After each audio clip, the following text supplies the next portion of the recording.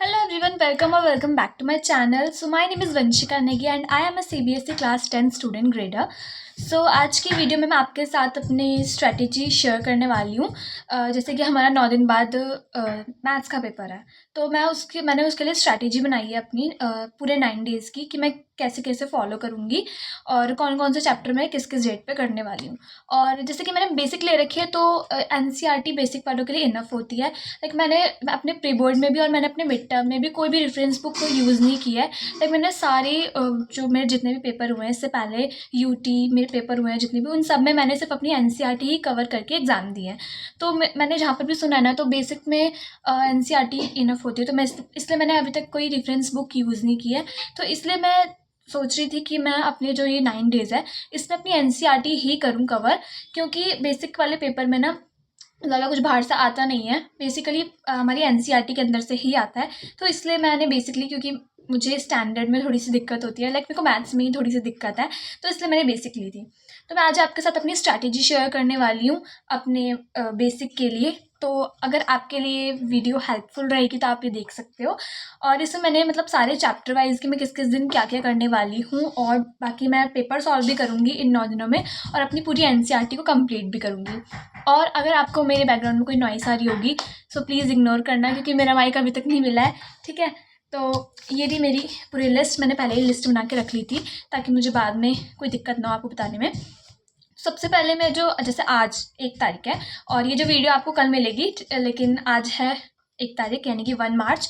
तो आज के दिन मैंने चैप्टर 9, चैप्टर 10 एंड चैप्टर 6 का सोचा। हाँ, इससे पहले मैं आपको एक बात बता दूं, तो मैंने सोचा है कि जो बड़ी बड़ी एक्सरसाइज के क्वेश्चंस हैं जिसमें काफ़ी बड़ी बड़ी एक्सरसाइज है और टफ क्वेश्चंस हैं, उन चैप्टर्स को मैं पहले कर लूँ और जो इजी चैप्टर है उनको मैं लास्ट में करूँ। लाइक जो लास्ट में दिन बचेंगे उनमें करूँ, क्योंकि जो इजी चैप्टर है वो मैं ऑलरेडी बहुत बार कर चुकी हूँ। और जो थोड़े से टफ चैप्टर हैं, लाइक जिनकी बड़ी बड़ी एक्सरसाइजेज हैं, तो वो मैं पहले कर रही हूँ ताकि मुझे उसमें ज़्यादा टाइम दे सकूँ, मतलब मैं उन चैप्टर्स में। तो इसलिए मैंने उनको पहले बनाया है और इसको बनाने में मेरे को बहुत टाइम लगा है सच में, ठीक है। तो सबसे पहले आज है 1 मार्च, तो इसमें मैंने हर दिन 3-3 चैप्टर डिवाइड किए हैं।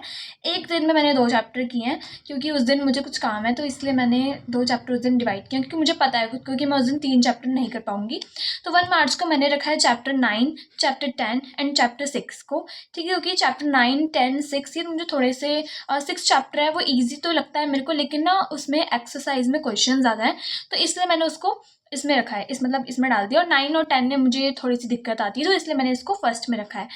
देन 2 मार्च को मैं करने वाली हूँ चैप्टर 11, चैप्टर 12 एंड चैप्टर 8, ठीक है। तो इसमें भी मैंने टफ चैप्टर ही रखे हैं जो कि मुझे लगता है जिनकी एक्सरसाइज बड़ी बड़ी है।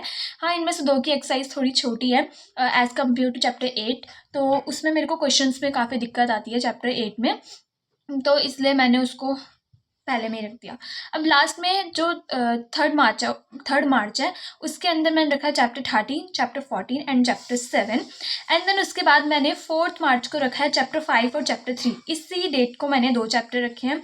और क्योंकि चैप्टर 3 में ना मेरे को ना थोड़ी सी दिक्कत भी आती है, लाइक इक्वेशंस बनाने में मुझे प्रॉब्लम होती है। सच में उसमें इक्वेशन बनाने में थोड़ी सी गलतियाँ कर देती हूँ, इसलिए मैंने उस दिन 2 चैप्टर भी रखे हैं और मुझे कहीं जाना भी है, सो दैट्स वाई। देन उसके बाद 5 मार्च को मैं करूँगी चैप्टर 1, चैप्टर 2 एंड चैप्टर 4, जो कि मेरे को सबसे ईजी लगता है।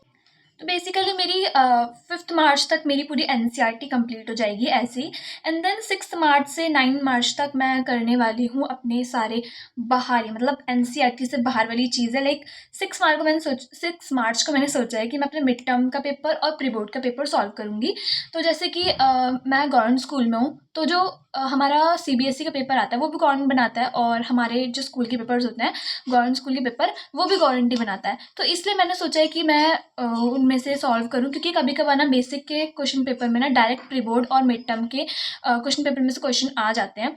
तो अगर आपको उस क्वेश्चन पेपर के क्वेश्चंस चाहिए तो वो मैं वीडियो के एंड में आपको दे दूँगी। लाइक सारे मैंने स्क्रीनशॉट लेके रखे हुए हैं, तो वो मैं आपके साथ शेयर कर दूँगी। हाँ, तो मैं उसमें से उसकी भी प्रैक्टिस करूँगी, क्योंकि डायरेक्ट क्वेश्चन कभी कभी आ जाते हैं मिड टर्म और प्री बोर्ड के पेपर में से। देन 7 मार्च को मैं करने वाली हूँ जो सैम्पल पेपर हैं CBSE के, जो कि CBSE ने अपनी वेबसाइट पे अपलोड कर रखे हैं, तो वो मैं सॉल्व करूँगी। देन 8 मार्च को मैं 2024-2023 के PYQs करूँगी, जो कि मैथ्स से, मतलब पूरी बुक के, क्योंकि 5 मार्च तक तो मेरी पूरी NCERT कंप्लीट हो ही जाएगी।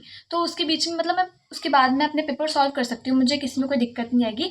देन लास्ट 9 मार्च को मैं अपने सारे फॉर्मूले को रिवाइज करूँगी and main question, main points like theorem वगैरह उनको रिविजन में लूँगी। सो ये मेरी है पूरी स्ट्रैटेजी 9 मार्च तक की। तो मतलब मैंने काफ़ी ज़्यादा थोड़ा थोड़ा गैप भी दिया है और 3-3 चैप्टर, 4-4 चैप्टर ऐसे मैं नहीं कर सकती थी। तो मतलब इकट्ठे जैसे 1 2 3 3 4 5 ऐसे मैं नहीं कर सकती थी, क्योंकि कुछ चैप्टर है ना जो ईजी हैं, कुछ टफ हैं, तो मैंने सबको ना अलग अलग डिवाइड कर दिया। और जैसे कि मैंने आपको बताया कि मुझे उस दिन कहीं जाना भी है, तो मैंने 2 चैप्टर रखे हैं उस दिन, और मुझे चैप्टर 3 थोड़ा सा टफ भी लगता है। और अगर आपको मेरी ये स्ट्रैटेजी अगर अच्छी लगी और अगर आपको फॉलो करनी है तो आप कर सकते हैं, क्योंकि अगर आप बेसिक के हो, स्टैंडर्ड वाले में थोड़ा सा टफ आता है तो उनको रेफरेंस बुक तो यूज़ करनी पड़ती है।